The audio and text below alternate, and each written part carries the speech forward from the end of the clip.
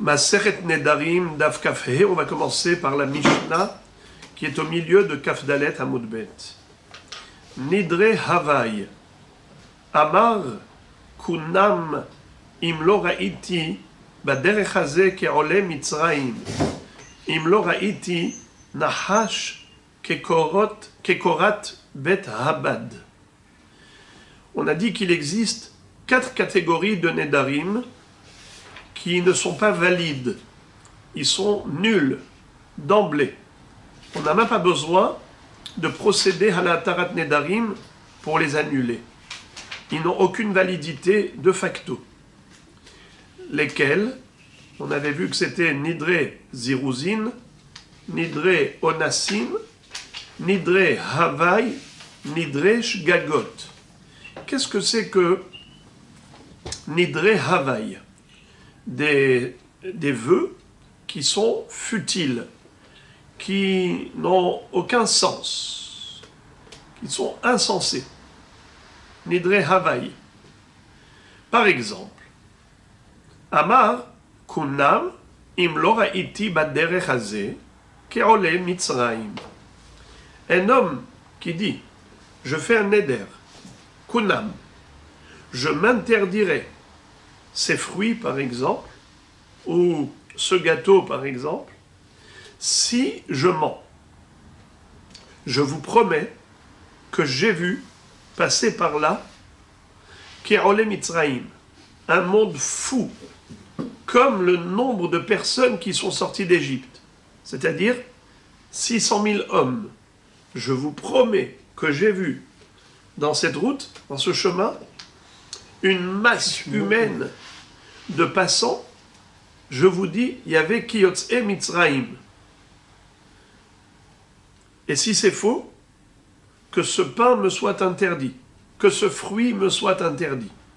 Kunam alay, perot elou, par exemple, au kikarze, im lo raiti baderech hazeh ke'ole Mitzrayim. Si je n'ai pas vu dans ce chemin-là autant de personnes que ceux qui sont sortis d'Égypte, à savoir Shishim Ribo, 600 000 personnes. Alors, maintenant, s'il a menti, ça veut dire qu'il n'y avait pas 600 000 personnes, donc le fruit ou le gâteau lui est interdit. Si c'est vrai qu'il y avait 600 000 personnes, alors le gâteau est permis. Alors maintenant, est-ce que c'est vrai ou c'est faux? Qu'est-ce qu'il a vu?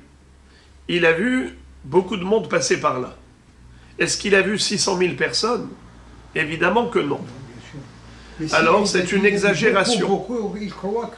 Donc, Nidre Havai, c'est un neder d'exagération. Quand on a dit c'est un neder qui est insensé, parce qu'en fait, c'est un neder qui exprime une hallucination, une exagération.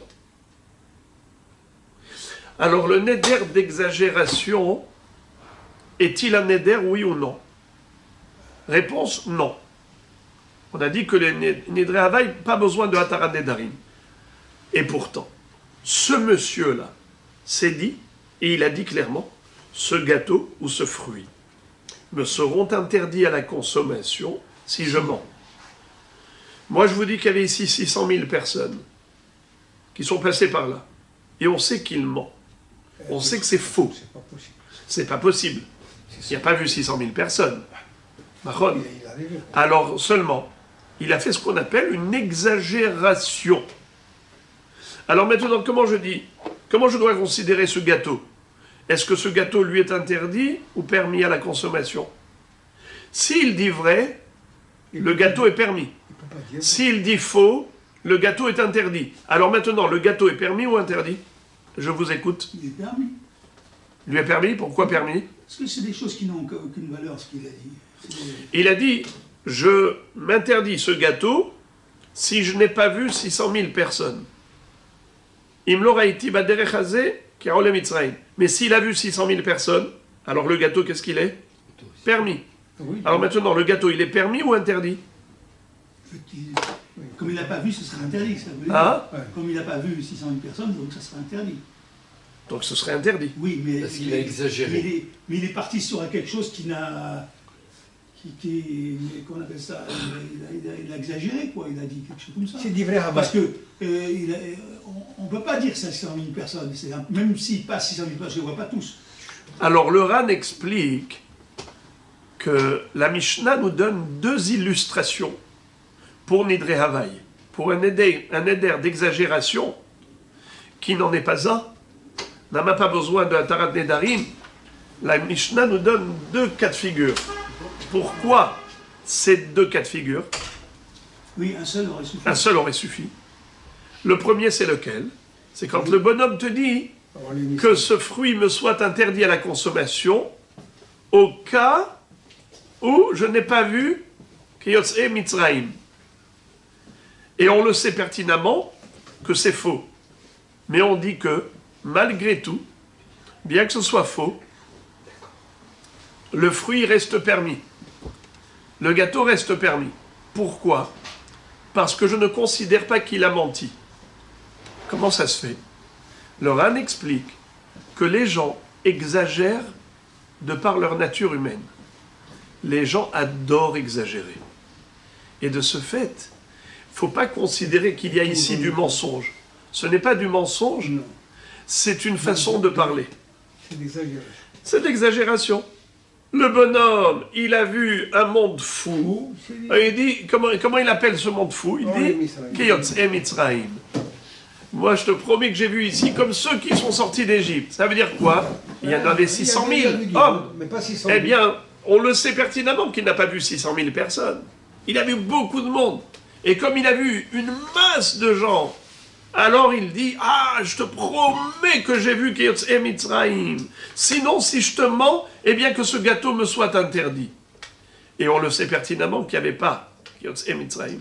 Et pourtant, le gâteau reste permis. Pourquoi? Ça s'appelle Nidre Havaï, un éder d'exagération. Et l'exagération étant un langage classique d'un être humain, c'est pas considéré comme du mensonge. Ça s'appelle, en français, une expression. C'est comme ça que les gens s'expriment, avec exagération. Et ce n'est pas du mensonge. À tel point que c'est comme si le gâteau est permis. Voilà. Bien que l'interdiction du gâteau était conditionnée par son témoignage, et son témoignage, on sait qu'il est faux, Exagéré. mais il n'est pas considéré comme faux, parce qu'il est juste exagéré, et l'exagération, c'est un langage humain. C'est permis. Vous entendez? C'est un langage humain, donc c'est pas du mensonge. C'est normal d'exagérer. C'est normal d'exagérer. Bravo. Il y a des gens qui adorent exagérer. Il y a ceux qui sont précis, et il y en a qui ne sont pas précis, mais ça aussi, ça fait partie du langage des êtres humains. C'est l'être humain. Surtout chez nous. On aura tout vu. Mais la Mishnah nous donne encore un autre exemple d'exagération. Cette fois-ci, ce n'est même pas une exagération, c'est une hallucination. Et on sait que c'est faux, et ça n'a pas lieu d'être. Et malgré tout, le neder, Permis. il est permis. Par exemple, il dit que ce gâteau me soit interdit si je n'ai pas vu Imlora iti nahash kekorat betabad. Si je n'ai pas vu un serpent qui ressemble à la poutre du pressoir d'olive.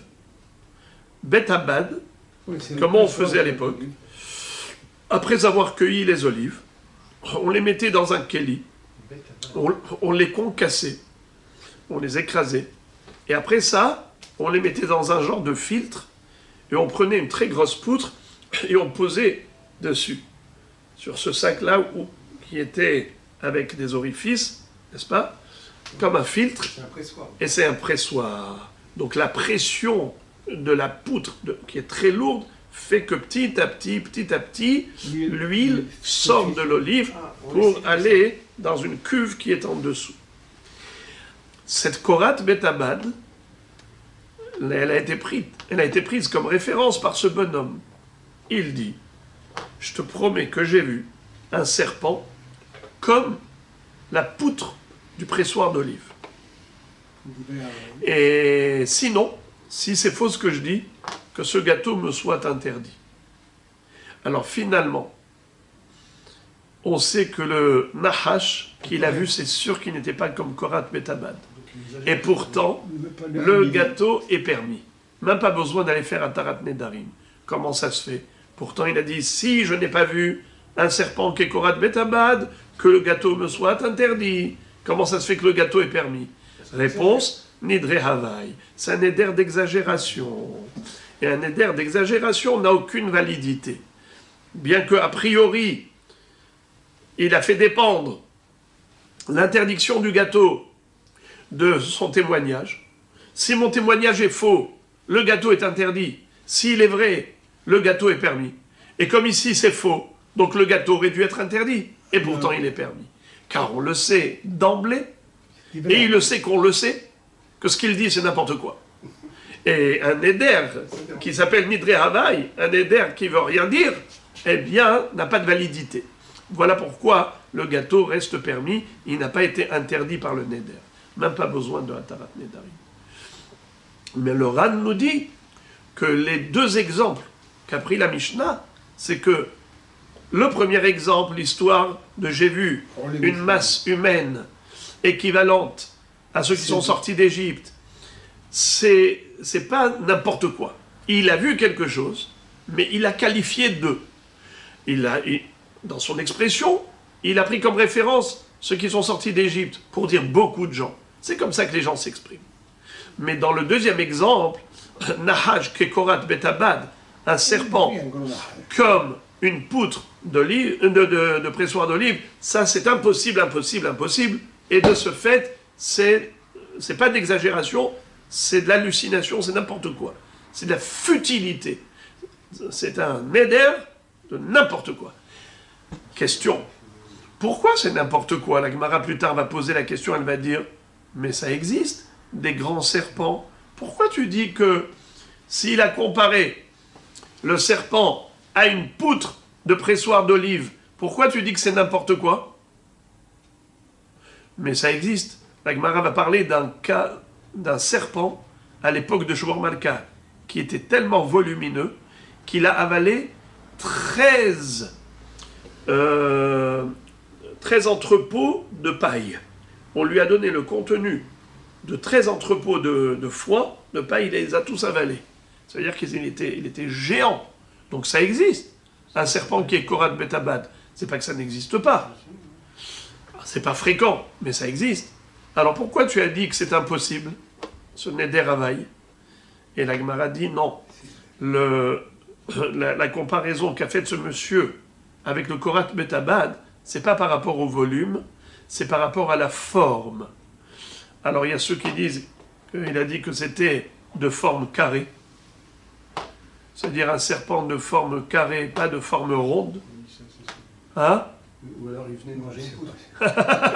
Ça doit être Alors, ou bien il y a ceux qui disent qu'il était plutôt avec des bécaïnes, des fissures, des fentes dans le dos. Et ça n'existe pas. D'avoir un serpent qui a des fentes dans le dos, en longueur, ça n'existe pas. Alors, un homme qui a comparé le serpent à Korat Betabad, et il a fait un neder dans ce sens, on considère que ce neder est invalide, bien que il s'est interdit un aliment comme un gâteau ou un fruit, en disant si je mens, qu'il me soit interdit. Et là on sait qu'il a menti, et malgré tout, le gâteau reste permis. Car depuis le début, c'est un neder qui n'a aucun sens. Gemara. Vous avez un texte, mais moi je vais lire selon la version du Ran. Comme je vous avais dit que dans Masechet Nedarim, très souvent, le Ran a une autre version que celle que nous avons sous les yeux. Alors je vous lis d'emblée la version du Ran. Tana, Nidre, Keshem Shenidre Havai Mutarin, Kar Shevuot Havai Mutarot. Répétons. Keshem Shenidre Havai Mutarin, Kar Shevuot Havai Asurin. Mutarin. De même que un neder d'exagération est invalide, ainsi une shevoura d'exagération est invalide. La Gemara pose la question, Echidami shevuot havai, comment peut-on imaginer une shevoura d'exagération qui est invalide? El ima de amar shevoura im loraiti baderech hazeh. Si on parle de quelqu'un qui va dire, je te jure, si je n'ai pas vu dans ce derech, dans ce chemin, un nombre de passants équivalent au nombre de ceux qui sont sortis d'Égypte, alors Mid'am Ka'amar, est-ce qu'il a dit quelque chose? Mid'am, ça veut dire quelque chose. Mid'am Ka'amar, est-ce qu'il a dit quelque chose? Il n'a rien dit. Il a dit, je jure, si je n'ai pas vu Kiflaim Kiyotse Mitzrayim. Qu'est-ce qu'il aurait dû dire? Il aurait dû dire, je jure que j'ai vu. Et là, qu'est-ce qu'il dit? Shevoura imlo ra'iti. Nachon? Oui, mais je suis en vain, là. Shevoura imlo ra'iti baderech hazeh. Bravo, Hazak.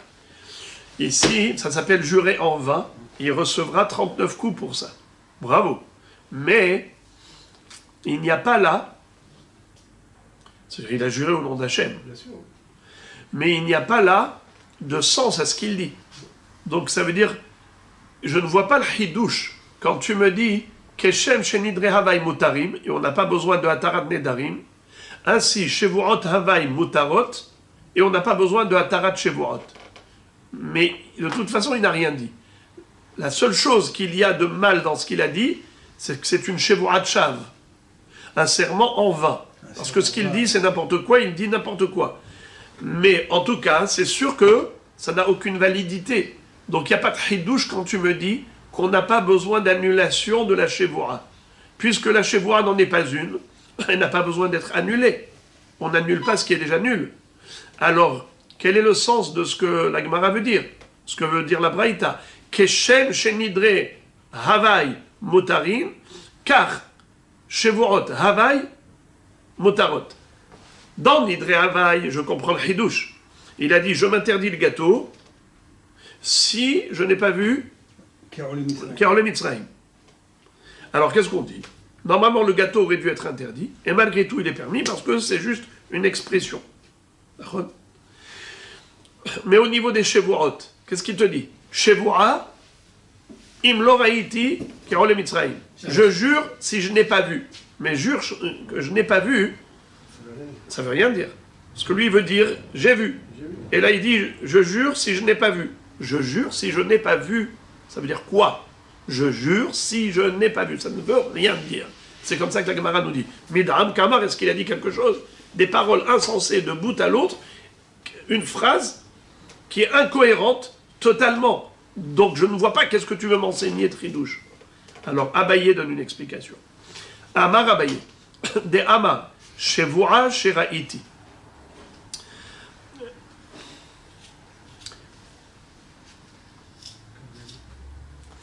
Abaye te dit, comment tu dois comprendre Keshem Shenidre Havai Mutarim, car Shevuot Havai Mutarim, c'est-à-dire, le bonhomme il dit, je te jure que j'ai vu Kerole Mitzrayim.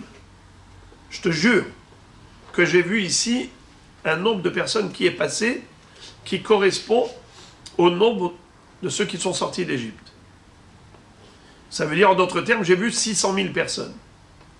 Rabotaï, est-ce qu'il va recevoir 39 coups pour avoir menti? Est-ce qu'il va apporter un korban pour avoir menti? Est-ce qu'il a besoin d'aller faire une natara ou... Non.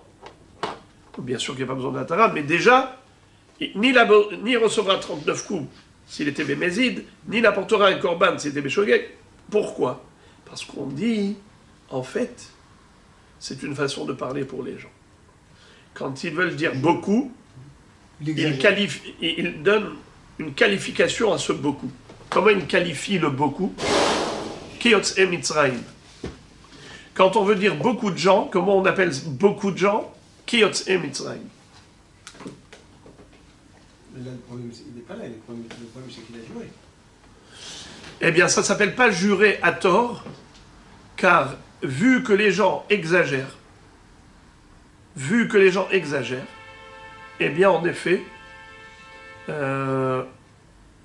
c'est pas considéré comme un mensonge. On a déjà dit que l'exagération fait partie du langage humain. Voilà, courant. J'ai dit, je jure que j'ai vu des éléphants voler. Alors, ça, ce n'est pas forcément quelque chose que les gens emploient comme Korat. Ce que vous dites, c'est comme Korat Betabad. Ça, c'est comme Korat Betabad. En effet, Korat Betabad, j'ai vu une poutre qui est un serpent qui est fendu comme une poutre, ou carré comme une poutre. Alors, en effet, ça s'appelle. Et Là, c'est jurant. C'est d'imaginer. ça s'appelle jurer en vain. En effet, ça s'appelle jurer en vain. Parce que c'est un truc impossible. Quoi. Nachon. Mais le cas de Rolé Mitzraïm, ça s'appelle exagération. Le Ran dit que le Keshem ici, c'est uniquement par rapport au premier cas de Nidre Havaï. Voilà. C'est-à-dire que le cas de Rolé Mitzraïm, mais pas le cas de Nahash. Parce que Nahash, c'est impossible. C'est comme vous avez si bien dit, il a vu des éléphants voler. Eh bien, ça, c'est quelque chose d'impossible. Ça s'appelle Shurat Shav. S'il a juré en mentionnant le nom divin. Ça s'appelle Lotissa et Shem Hashem Elokecha Lashav. Mentionner le nom d'Akshbar en vain. Il recevra 39 coups pour avoir fait un éder Lashav. Par contre, le premier cas, premier exemple, c'est-à-dire exagération, il a qualifié la masse humaine qui est passée dans ce chemin de Yotzei Mitzraïm, ça c'est juste l'exagération, il ne va pas recevoir 39 coups pour ça, parce qu'on ne considère pas que c'est du mensonge, on considère que c'est de l'exagération, et comme on l'a dit, il est de la nature humaine d'exagérer. C'est une façon de parler. Bravo. Amar les Rava, imken la malile memar. Qu'est-ce que ça veut dire? Rava dit, Rava objecte. Il dit, Abaye, ton pirouche ne me convient pas. Pourquoi? Parce que, premièrement, je ne vois pas l'intérêt de nous dire que la Shevoua, c'est comme le Neder. Vu que c'est la façon de parler pour l'homme au niveau du Neder, eh bien, c'est la façon de parler pour l'homme au niveau de la Shevoua. Alors, si tu dis que Keolé Mitzraïm, c'est juste de l'exagération, mais ce n'est pas du mensonge, alors, évidemment que c'est pareil Shevoua, comme Neder. Si ce n'est pas du mensonge pour le Neder, ce n'est pas du mensonge pour la Shevoua, c'est juste de l'exagération. C'est une façon de parler. Donc, premièrement, je ne vois pas le Hidouche, dit Rava à Abaye. Deuxième question, il lui dit, mais en plus, quand la Baraïta a comparé Shevoua à Neder, c'est qu'il faut que ce soit vraiment comparable. Et qu'est-ce qu'on a expliqué au niveau du Neder? Que la personne prend un gâteau ou un fruit, et elle dit que ce gâteau ou ce fruit me soit interdit à la consommation si je mens. Si je n'ai pas vu dans ce chemin 600 000 hommes passer. Et qu'est-ce qu'on a dit? Bien que nous savons pertinemment que c'est faux, malgré tout le gâteau reste permis, le fruit reste permis. Pourquoi? Parce qu'on dit qu'il ne dit pas du mensonge, il parle en exagérant, et parler en exagérant, c'est une façon de parler. C'est pas du mensonge, c'est de l'exagération. Le gâteau donc reste permis. Donc on parle de deux choses. On parle d'un témoignage, et on parle d'un gâteau. Est-ce qu'il est interdit Bénéder, oui ou non? Eh bien pareil, la Shevoua, il faut parler de deux choses. Le témoignage, il jure pour le témoignage. Et il dit, si je mens, eh bien que je jure que ce gâteau me soit interdit. Alors c'est pour cela que Béhémet, Rava va dire que c'est de cela qu'il s'agit. Quand on a comparé la Shevoua au Neder, on parle de la même configuration. À savoir, regardez, et là Amar Rava, Béhomer, on parle de quelqu'un qui a dit Ye'aseru perota olam alay bishvoa im lo ra'iti baderech hazeh ke'ole Mitzrayim. Il lui dit je jure que ce gâteau me soit interdit, me sera interdit. פירות. Il me sera interdit si jamais, ou les fruits, exactement, je prends un gâteau toujours, mais c'est Il y a ici, סולטנות העולם. en l'occurrence, c'est les fruits. Que tous les fruits du monde me soient interdits si je mens. Je vous promets que j'ai vu 600 000 personnes passer par là. Et on sait que c'est faux. Et pourtant, les fruits sont permis. Alors, il peut dire ça sous forme de kunam, il peut dire ça sous forme de shmura. Kunam, c'est le neder. Vekuname, vekunahe, vekunase. Donc, c'est à la chaîne de neder. Shevua, c'est à la chaîne de Shevua. Et on a dit que ce soit formulé Belachon Shevua, un serment, ou Belachon Kunam, un neder, un vœu. Peu importe, dans les deux cas, il s'interdit un objet. Comme en l'occurrence, il s'interdit les fruits du monde. Je ne mangerai aucun fruit si je mens. Et c'est quoi son témoignage? Je témoigne que j'ai vu 600 000 personnes passer par là. Bien que nous savons que c'est faux, malgré tout, ce n'est pas du mensonge, et les fruits seront permis. Que ce soit un langage de neder, ou que ce soit un langage de Shevoa, les fruits resteront permis, vu qu'il n'a pas menti, il a juste exagéré. Exagérer, c'est une façon de parler. Donc c'est pas du mensonge, c'est une façon de parler. C'est la même halakha pour les Ashkénazes et les Séfarades. Amar le Ravina, le Ravashi. Ravina pose la question à Ravashi et il lui dit Vedilma hay gavra kina de shum shemane haza ve'asik lehu shema ole mitzraim ve'shapir mishtaba. Alors là, Rabotai, on va rentrer dans un hameau, dans un daf atypique. L'étude aujourd'hui elle va être très originale. Vous allez voir. Première question de cette étude que je qualifie d'originale. Pourquoi dis-tu que cette Shevoa ou ce Neder, ça s'appelle Havaï? Havaï de l'exagération. Ça veut dire on sait que c'est faux ce qu'il dit, mais malgré tout ça ne s'appelle pas du mensonge, c'est juste l'exagération. C'est une façon de parler. Et c'est pour ça que le Neder n'a pas besoin d'un Taranedarim, Shevoa pas besoin d'un Taranedarim, le gâteau est permis. Les fruits sont permis. Mais pourquoi Bichlal, ça porte le nom de Havaï? Mais pourtant, on peut dire que sa kavana, elle était vraiment de parler de 600 000 êtres. Seulement pas 600 000 êtres humains, mais 600 000 êtres vivants. Par exemple, il a vu des fourmis passer. Il voit des fourmis passer, et il dit, je te promets que j'ai vu 600 000 Olé Mitzraïm. Donc, il les a même appelés carrément Olé Mitzraïm. Carrément. Peut-être qu'il a appelé les 600 000 fourmis. Il les a appelés comme ça. Olé Mitzraïm. Donc les hommes, il les a qualifiés, les fourmis, il les a qualifiés d'hommes.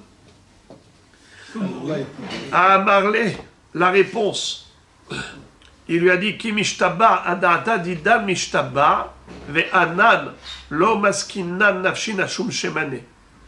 Il lui a dit en fait, quand un homme fait une shevoa, il emploie un langage, il n'emploie pas un langage selon sa conception personnelle, mais selon la conception générale.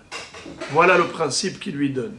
Il lui dit, quand un homme parle, il utilise un langage, c'est un langage universel. Ce n'est pas un langage personnel, un dialecte que l'homme a inventé. Il prend des fourmis, il les appelle Olé Mitzraïm. Et donc il dit, j'en ai vu 600 000. Non. Il parle des hommes, et c'est pour ça que ça s'appelle Nidre Havaï, de l'exagération, parce que c'est sûr qu'il n'a pas vu 600 000 personnes en même temps. Donc c'est Nidre Havaï. C'est pas du sérieux, c'est pas 600 000 fourmis qu'il a appelé lui Olé Mitzraïm. C'est 600 000 hommes. Pourquoi? Parce que on ne peut pas comment on appelle ça, se référer à la pensée personnelle d'un homme marginal qui décide d'appeler des fourmis des hommes ou les Mitzrayim. Non, on va par rapport au langage universel. Donc je répète, Ki mishtaba adata didan mishtaba ve'anan lo maskinan nafshin ashum shemane. Traduction. Quand un homme jure, il jure par rapport à notre conception à nous, et nous, on n'a jamais pensé que 600 000 Olé Mitzrayim, c'est 600 000 fourmis. Très bien. Par rapport à ce principe de base, la Gemara va maintenant s'investir dans une vraie recherche. Et elle va dire Ve'al da'ata de nafshe lo avid inish de mishtaba. Est-ce vraiment vrai ce que tu me dis? Que l'homme, quand il fait une shevoura, il fait une shevoura non pas par rapport à sa conception personnelle, mais par rapport à la conception générale, de la société en général. Pourtant, je vais te montrer le contraire. Il est écrit comme ça. Ve'atania, keshem mashbi'in oto, omrim lo, heve yodeya, shelo al tnai shebelibecha, anu mashbi'im otra, ela al da'atenu, ve'al da'at bedin. Il y a ceux qui disent ve'al da'at amakom baruchu. Le'apuke mai, lav le'apuke de asikleu, les skondre, ve'asiklehon shema zuze, umideka amar al da'atenu, miklal, de avid inish, de mishtaba, adata de nafshe. Qu'est-ce que ça veut dire? Nous voyons que si quelqu'un vient au Beddin pour jurer, par exemple, nous dit le Ran, dans un cas de modé bemiktsat.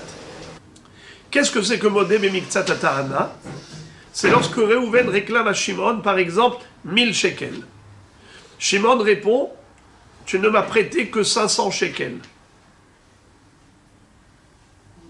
Le Beddin vont dire, 500 shekels que tu reconnais, tu vas lui rembourser. Tu es d'accord? Bien sûr. Les autres 500 shekels que tu nies, tu vas jurer que tu ne les dois pas. Ça s'appelle Modé bemiktsat atahana hayav shevoa. Il faut qu'il jure. Alors maintenant, quand il jure, on lui dit, monsieur, que tu le saches, quand tu jures, tu ne jures pas par rapport à ta conception à toi, personnelle, mais par rapport à notre conception à nous. Et c'est quoi la conception du Beddin? C'est que de l'argent, c'est de l'argent. Mais lui, il peut prendre par exemple des dés avec lesquels on joue, les osselets. Vous savez comment les enfants jouent aux osselets? Ou bien ils jouent à un jeu de dés. C'est quoi? Ils prennent des petits morceaux de bois et ils jouent avec. Lui, qu'est-ce qu'il peut faire? Il peut donner à l'autre ça, comme par hasard, il joue avec lui n'importe quoi, et il lui a donné des dés, des morceaux de bois, des osselets, et il les appelle zouzim. Zouz, c'est de l'argent. Il appelle ça de l'argent. Alors maintenant, quand l'autre va dire je t'ai prêté 1000 shekels, il lui dit mais c'est pas vrai, c'était que 500. En fait, quelle est l'histoire? Il lui dit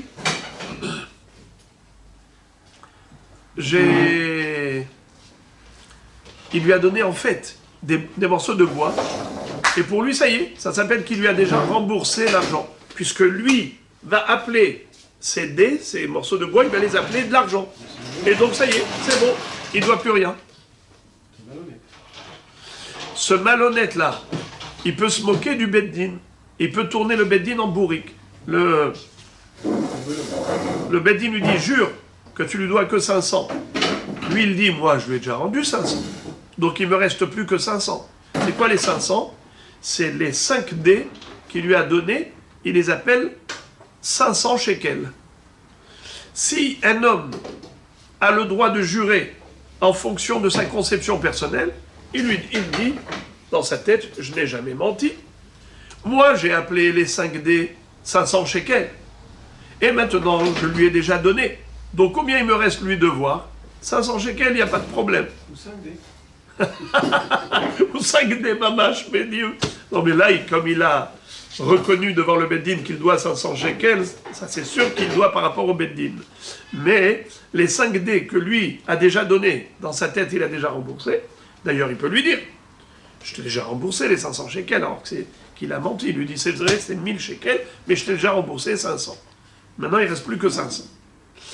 Alors, c'est quoi les 500 qu'il a remboursés? 5D. Pour ça que le Beddin, qu'est-ce qu'il lui dit? Ah, tu ne vas pas nous tourner en bourrique. Que tu saches que ta Shevoura, elle est par rapport à notre conception à nous. Al-Da'at à-Beddin, Al-Da'at à-Makom. Selon ce qu'Akadosh Baruch Hu considère être l'argent que tu dois. Selon ce que nous, Beddin, on considère l'argent que tu dois. Et donc, tu ne peux pas nous rouler dans la farine, nous berner. Tu ne peux pas nous leurrer. Mashma, que si le Beddin ne lui dise pas ça clairement, il aurait pu jurer selon sa conception à lui. Il aurait pu donner 5D, et il aurait dit que quoi? Qu'en fait ces 5D, nous, aidez-moi. Ça correspondait à 500 shekels. Ça correspondait à 500 shekels. Donc il est redevable que de 500 shekels. D'accord? Mashma, que la Shevoura d'un homme, elle peut avoir lieu, pas forcément selon le langage universel, elle peut avoir lieu, cette Shevoura, même selon son langage personnel. Si lui décide d'appeler 600 000 fourmis, il les appelle Geolé Mitzraïm, eh bien voilà. Oui, mais on parle d'un cas particulier, pas tout le monde est comme lui. Je ne parlais pas des fourmis. Parce que quand on vient jurer un truc comme les Dayaïm, je me dis, mais c'est quoi ce que tu es en train de dire là? C'est n'importe quoi. Non, de l'argent. non, il dit j'ai vu un nombre de personnes qui ont les Mitzraïm. C'est qui ont les Mitzraïm? C'est les fourmis qu'il a vues. Et il les a appelés qui ont les Mitzraïm. La même chose, l'argent, il peut dire, je lui ai donné 5 iskondrés. Iskondrés, c'est les dés. Et c'est 500 shekels.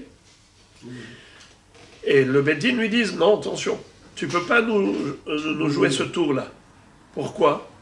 Parce que nous, on te fait jurer selon notre conception à nous et pas selon ta conception à toi. Machma que si le Beddin ne lui dise pas ça clairement, un homme peut jurer selon sa conception à lui. Alors pourquoi tu as dit que non? Que toute Shevoura, elle est d'emblée, de facto, selon la conception du Beddin. C'est faux? C'est seulement si le Beddin le lui dise. La preuve que non, puisque le Beddin le reprend, lui dit non. Pas exactement. Donc ça veut dire que c'est pas valable. Exactement, ça veut dire que chaque Shevoura, elle est en fonction du langage de la personne qui exprime cette Shevoura. Comme le Beddin lui reproche, c'est pas non, là-bas c'était spécial par rapport à l'argent. Ah. Le Beddin, quand ils ont devant eux 2 personnes, il y en a un qui doit jurer pour l'argent, alors le Beddin ont besoin de lui dire, attention, ta Shevoura, elle aura lieu, mais selon notre conception à nous, pas la tienne. Pas pour le... mais dans le cas de quelqu'un qui, dans la rue, il fait un serment, il dit, je jure que ce gâteau me sera interdit si j'ai pas vu Kaolé Mitzraïm, il n'est pas devant le Beddin, il jure tout seul. Alors là, on aurait pu dire que sa Shevoura, elle est par rapport à son langage à lui, que lui a décidé d'employer, qui nous dit que, forcément, toute Shevoura, proférée par quiconque, elle est obligatoirement selon le langage universel. Pourquoi tu me dis ça? La preuve que c'est faux, c'est que le Beddin avait besoin de le dire explicitement aux 2 antagonistes. Le serment, il a lieu al-Da'at Beddin et al-Da'at Makom.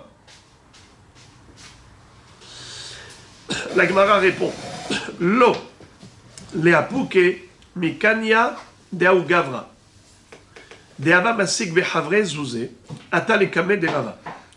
Amarle lalo ve'zil perali. Amarle peratira. Amarle rava imken zil ishtevale de perate. Azal ve'aite kanya ve'yahid zouze begave. Ve'ava mistamer ve'azil ve'ate ale lebedina. Amarle lemal ve'nekot haikanya be'yadach. Nasaf sefer Torah ve'ishteva de par'e kol ma de'avale biyade. Kol ma de'avale biyade. Hahu malve ragaz, vetavra leahu kanya, veishtepach anhu zuze le'ara, veishtekach de kushta ishtava. Qu'est-ce que ça veut dire? La Gemara dit, Behemet, tout langage employé par celui qui fait un serment, c'est obligatoirement selon la compréhension universelle de ce langage. Et un homme ne peut pas prendre des fourmis et dire, voilà, ça c'est Olé Mitzrayim. Un homme ne peut pas se permettre de fabriquer son propre dialecte. Non, non, non. C'est quand tu jures selon la conception de la société générale, universelle. Comment on comprend quand tu dis qu'Olé Mitzrayim, on a très bien compris c'est quoi Olé Mitzrayim. Olé Mitzrayim, ce sont ceux qui sont sortis d'Égypte. Ne me prends pas 600 000 fourmis, tu me dis Olé Mitzrayim. Alors, la Gemara dit, voilà. En fait,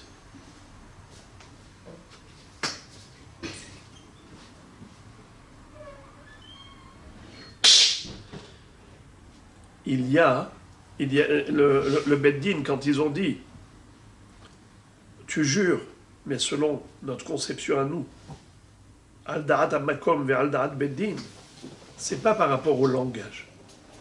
Le langage, de toutes les façons, c'est un langage classique. C'est le langage universel. On n'a même pas besoin de le préciser. Ici, pourquoi on avait besoin de préciser au Beddin? Avec ce monsieur, on lui a dit, attention, tatati, tatata. On parle de quelqu'un qui était super malin. C'est l'histoire de Kanya des Rava. Le roseau de Rava. La canne de Rava. Il était une fois, dans le Beddin de Rava, Réhouven et Shimon, Malvé et Lové. Réhouven le Malvé, le créancier, il dit à Shimon, l'emprunteur, rembourse-moi mon argent. Il lui a dit, je te dois que... Il lui a dit, rembourse-moi les 1000 shekels. Il lui a dit, je te dois que 500 shekels. Le Beddin lui dit, alors maintenant jure que tu ne dois pas les autres 500. 500 que tu reconnais, tu vas les payer. 500 que tu nies, tu vas jurer comme quoi tu ne les dois pas. Il a dit, il n'y a pas de problème. Donnez-moi le Sefer Torah. Lui, il avait le malin. Qu'est-ce qu'il avait fait? Il avait une canne qui était cylindrique. À l'intérieur de la canne, il a fait rentrer plein de pièces d'argent. Il a mis dedans 500 shekels. Et il a bouché. Qu'est-ce qu'il fait? Soi-disant, il marche sur sa canne. Il dit, donnez-moi le Sefer Torah, je jure. Il dit à l'emprunteur, il dit au créancier, l'emprunteur, il dit au créancier, tiens-moi s'il te plaît la canne le temps que je prenne le Sefer Torah dans ma main. Attrape ma canne 2 minutes. L'autre, il lui tient la canne. Et il prend le Sefer Torah. Je jure que je ne lui dois plus que 500 shekels. Je lui ai déjà donné 500 shekels. Je lui devais 1000, je lui ai déjà donné 500 shekels. Je le jure. Donc il ne lui reste plus à payer que 500 shekels. Est-ce qu'il dit vrai ou il dit faux? Il dit vrai. Il lui a donné la canne, il y a dedans 500 shekels. Une fois qu'il a juré... Comment l'autre peut le savoir? Il ne sait pas. Il ne sait pas, justement. Il ne sait pas. Alors il n'a pas dit la vérité. Non. Il n'a pas dit la vérité. Si. S'il dit non, on ne doit pas de l'argent à quelqu'un de manière cachée. On va y arriver. Alors justement, Là, c'est toute l'histoire là. Qu'est-ce qui s'est passé? Le créancier, il s'est mis en colère. Il a pris le bâton, il a jeté par terre. Menteur! Pac! Et dès qu'il a dit pac, boum, ça a explosé, toutes les pièces, elles s'éclaboussent dans le Beddin. Voilà. Alors, ils ont vu depuis qu'il peut y avoir des gens tellement escrocs, des truands tellement rusés, que ces truands-là, pour pouvoir les piéger, avant que eux ne te piègent, toi tu dois les piéger. Qu'est-ce que tu leur dis? Tu leur dis, tu vas jurer. Mais tu ne vas pas jurer selon ta conception. Tu vas jurer selon notre conception. Notre conception à nous, c'est que tu aies vraiment remboursé l'argent et pas que tu lui as donné une canne à tenir pendant 2 minutes. Donc c'est par rapport à cette histoire qu'on leur dit ça. Pour le langage, on n'a pas besoin de dire le langage employé, c'est selon notre conception, pas selon ton dialecte que tu as inventé, mais par rapport au langage universel. Ça, tu n'as pas besoin de le dire, ça va de soi. Il va sans dire inutile de le dire. Là où il y avait besoin de préciser que tu jures selon notre conception, c'est par rapport à l'histoire de Rava. La fameuse canne qui était cylindrique, où il y avait dedans de l'argent, et que l'autre, il a voulu se moquer du Beddin de cette manière. Depuis, on a dit, stop tout. Maintenant, sachez, messieurs, quand vous jurez selon notre conception à nous du Beddin, et pas selon votre conception. Parce que selon ta conception à toi, tu as remboursé. Selon notre conception à nous, tu n'as rien remboursé. Tu lui as juste fait tenir une canne pendant 2 minutes. D'autant plus qu'il aurait pu prendre les cannes après, puis c'est fini. Mais c'est ça ce qu'il voulait. Oui, mais vous avez très bien compris qu'est-ce qu'il voulait. Il voulait lui donner la canne pendant 2 minutes. Le temps de faire Torah, il jure, je lui ai donné les 500 shekels. Et c'est vrai qu'il lui a donné 500 shekels. Une fois il rend le Sefer Torah, rends-moi ma canne. La Gemara poursuit dans sa recherche. Et elle dit,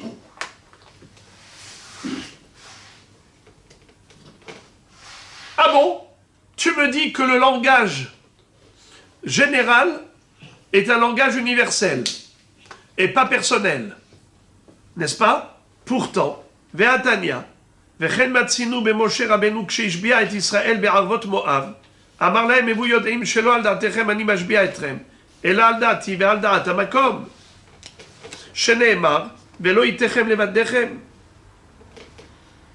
Mai amar lehu Moshe le Israël, l'anachi ka'amar lehu, Dilma avidtun mile ve'amritun al da'atenu mishum achi amar lehu al da'ati le'apuke mai lav le'apuke de'asiku shema la'avodat kochavim Eloah miklal de'avid inish de'mishtaba adata de'nafshe. Qu'est-ce que ça veut dire? Nous avons un midrash qui raconte qu'au moment où Moshe Rabbeinu a dit au Bnei Israël, à la fin des 40 années de la traversée du désert, quand il a établi avec eux une alliance, avant d'entrer en Israël, ce qu'on appelle l'alliance, le Bérit de Arvot Moav, dans la plaine de Moav, là-bas, il les a réunis. Et il leur a dit, faites très attention, je vous engage à respecter toute la Torah. D'accord ? Alors, il leur a dit à ce moment-là, Velo itechem levaddechem. Le passouk, il est comme ça. Velo itechem levaddechem anochi koret et aberit azot vet ala azot. Lo itechem levaddechem anochi koret et aberit azot vet ala azot. Ce berit, c'est ala. Ala, c'est une chevoa. Une chevoa. Que veut dire lo itechem levaddechem? Pas avec vous seulement.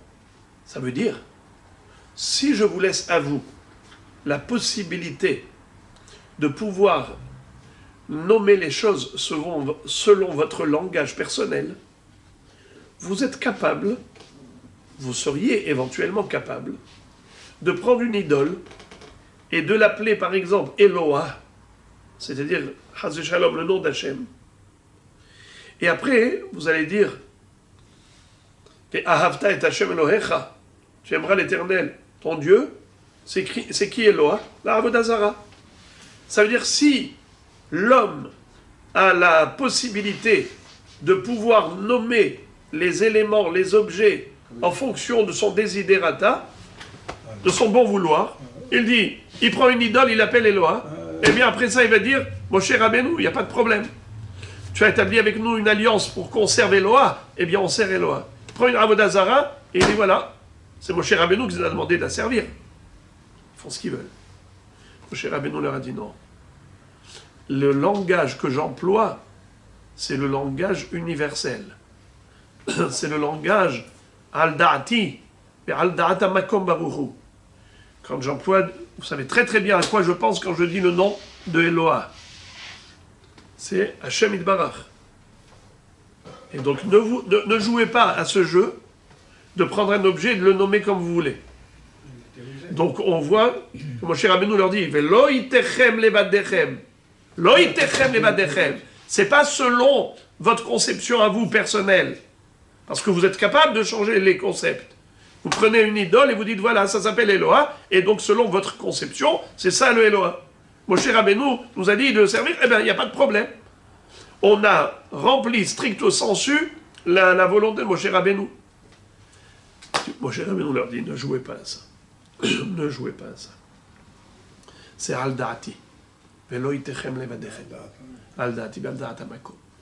Alors maintenant, la Gemara dit mashma, sous-entendu, que toute la raison pour laquelle les béné Israël ne pourront pas jouer avec le feu, ils ne pourront pas jouer à cette ruse-là, cette astuce de prendre une idole et de l'appeler Eloah, c'est seulement parce que Moshe Rabbeinu leur a dit ça clairement. Mashma, que si Moshe Rabbeinu n'avait pas dit explicitement à Israël, vous ne pouvez pas vous permettre de nommer et d'intituler les idoles Eloah comme vous auriez pu le faire, s'il ne leur avait pas dit ça clairement, eh bien ils auraient pu le faire. Mashma, sous-entendu, que jusqu'à preuve du contraire, on conçoit que c'est concevable. Ça veut dire qu'un homme a le loisir de pouvoir changer de langage. Et c'est lui qui fait la pluie et le beau temps. Il prend un objet et il appelle comme ça, comme on avait dit tout à l'heure. Il prend 5 dés, il va les appeler 500 shekels. Il peut prendre ici une idole et l'appeler Eloah. Alors, donc pareil. Alors pareil, pourquoi tu as dit que ça s'appelle Nidre Havaï et Shvorot Havaï, l'histoire des Olé Mitzraïm? Mais peut-être que Olé Mitzraïm, ce sont des fourmis qu'il a appelées Olé Mitzraïm. C'est la question qui revient à la case départ. La réponse de la Gemara, l'eau, ce n'est pas une preuve. Mais en général, tout langage employé par l'homme, c'est un langage universel.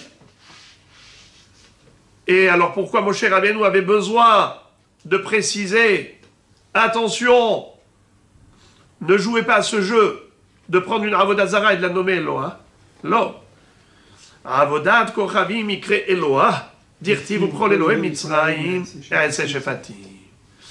Là-bas, la Gemara dit, pardon, la Gemara répond que là-bas, à propos de Moshe Rabbeinu, pourquoi il avait besoin de leur dire que le Bérite, l'alliance qu'il établit avec eux, c'est en fonction de sa conception à lui, pas de leur conception à eux, c'est parce que Béhémet, le même mot, le même terme, il est utilisé pour une chose et son contraire.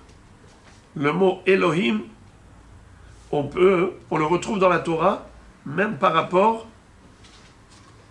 à des Avodah Zara. Oui. Par exemple, il est écrit Ubechol Elohei Mitzrayim E'eseh Shefatim.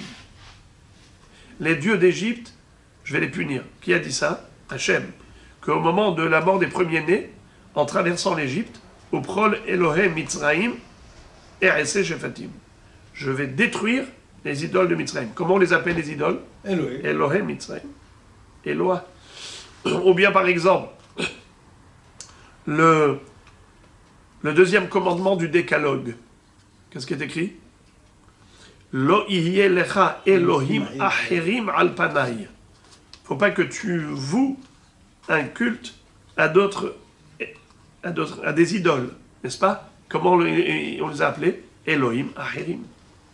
Alors, étant donné que dans la Torah même, on retrouve ces deux qualificatifs, aussi bien pour Akadosh Baruch Hu, comme les Havdil pour la Avodah Zara, le terme de Elohim. Voilà, il fallait que Moshe Rabbeinu leur dise, le Elohim qu'il faut servir, duquel je parle, c'est le Dieu auquel je pense, et non pas celui que vous pourriez penser qui est la Avodah Zara. C'est pour ça que Moshe Rabbeinu était obligé de leur dire Velo itechem levadechem. Non pas selon votre conception, mais selon ma conception. Car si vous jouez à ce jeu, de dire non, nous on s'est engagé, il n'y a pas de problème. Certes, on s'est engagé, on a établi un pacte d'alliance avec Moshe Rabbeinu, de servir Elohim. Mais même dans la Torah, c'est écrit Elohim Acherim. Donc voilà.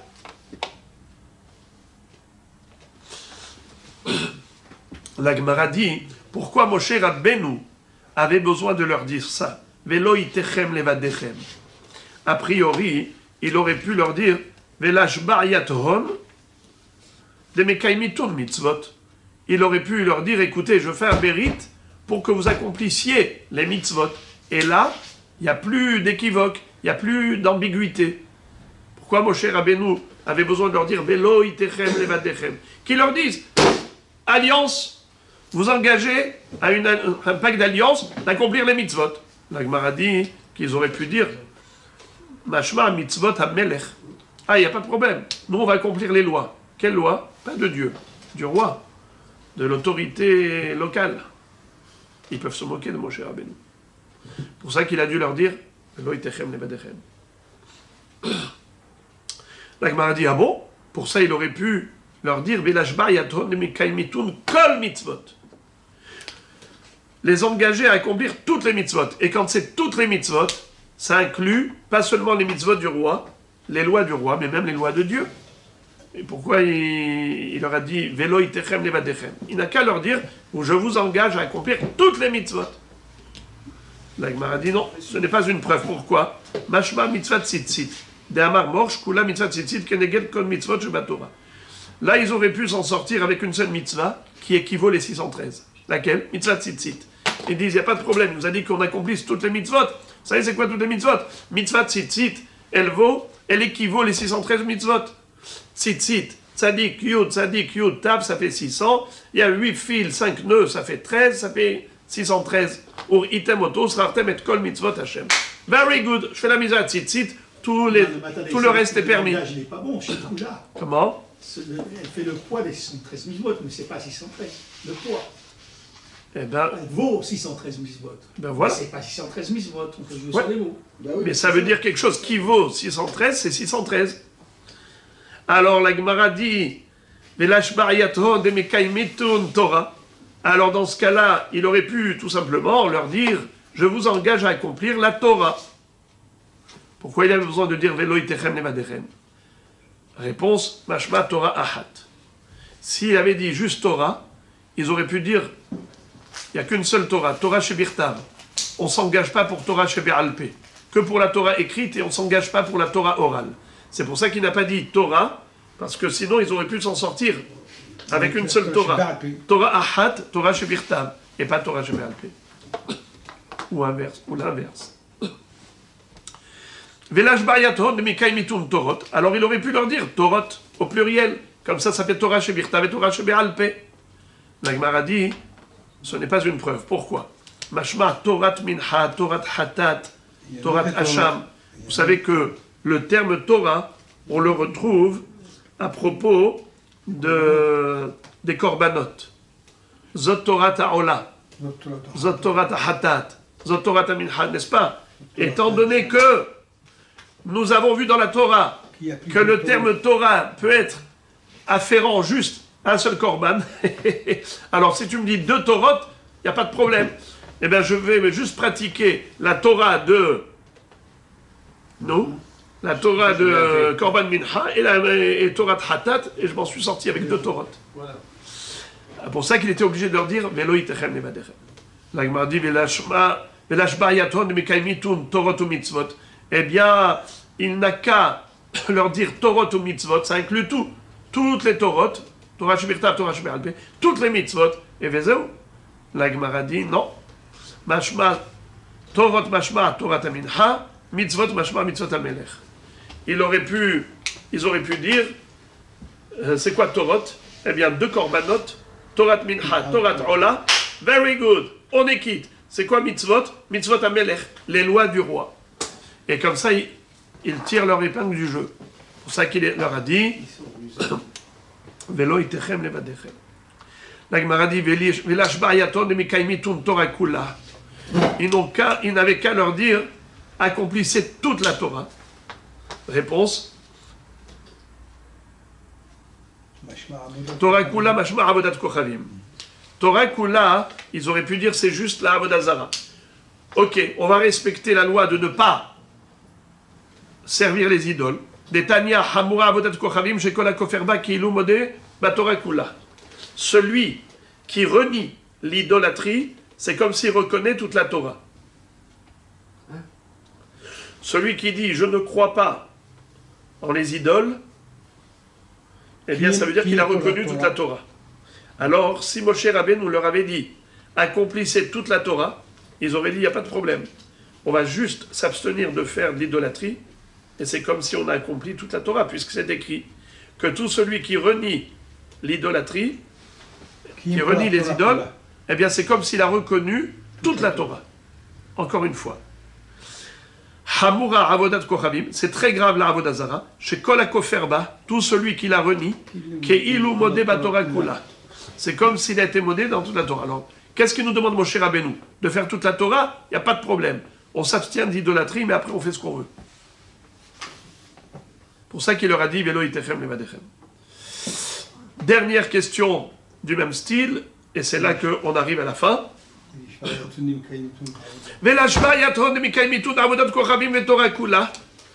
bien, il n'avait qu'à leur dire clairement accomplissez la mitzvah de le Issour de Avodazara et toute la Torah. Et là, ici, il n'y a plus d'équivoque. Il n'a qu'à leur dire accomplissez les 613 mitzvot. Et là, Moshe Rabbeinu Milta de l'autre Hanaka. Moshe Rabbeinu, c'est vrai qu'il aurait pu s'exprimer différemment, mais il a préféré un lachon qui est super facile, super léger. Et la Gemara a conclu, et on arrive au bas de la page, on avait dit dans la Mishnah, qu'est-ce qu'on appelle Nidre Havai, un éder d'exagération, ou parfois même carrément d'hallucination, qui n'a aucune validité. Et s'il dit, par exemple, je fais un éder, je m'interdis de manger ce fruit ou ce gâteau, si je n'ai pas vu un serpent qui est comme la poutre du pressoir d'olive. La Gemara dit, Vélo, est-ce qu'on n'a jamais vu un serpent qui est aussi grand qu'une poutre de pressoir d'olive? Bien sûr que ça existe. À l'époque du roi Shavor, c'était un roi perse, il y avait à ce moment-là un serpent incroyable.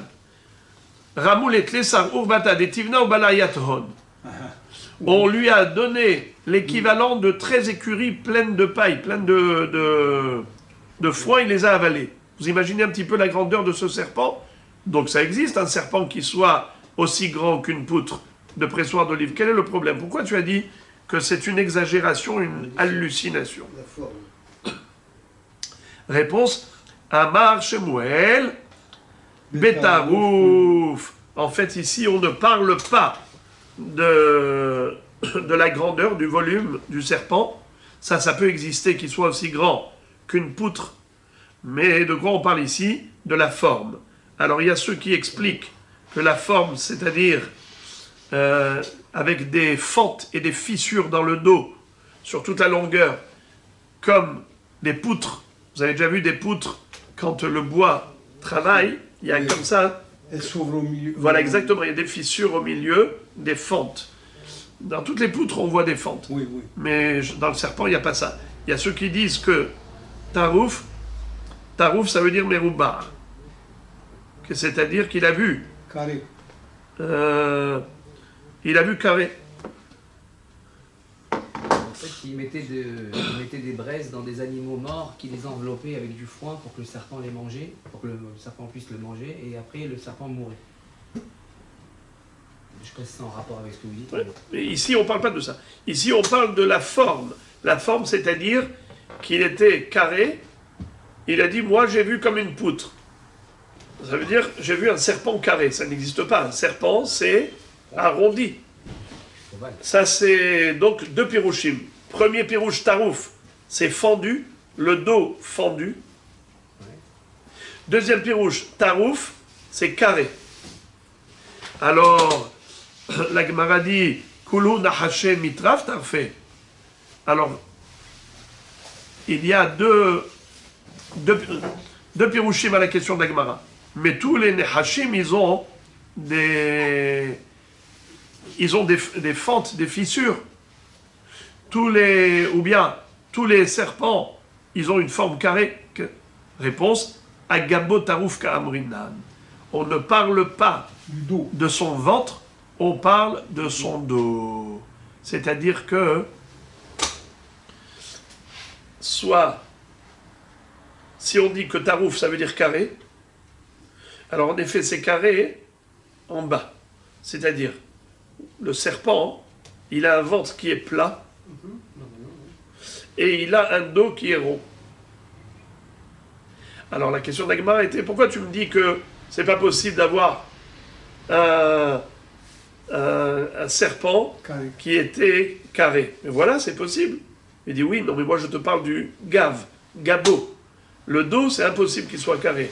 Le dos, il est Rond. arrondi, il est rond. C'est le bas qui était carré. Et lui, il a dit qu'il était entièrement carré. C'est pour ça qu'on ne peut pas le croire. Ça, c'est une hallucination.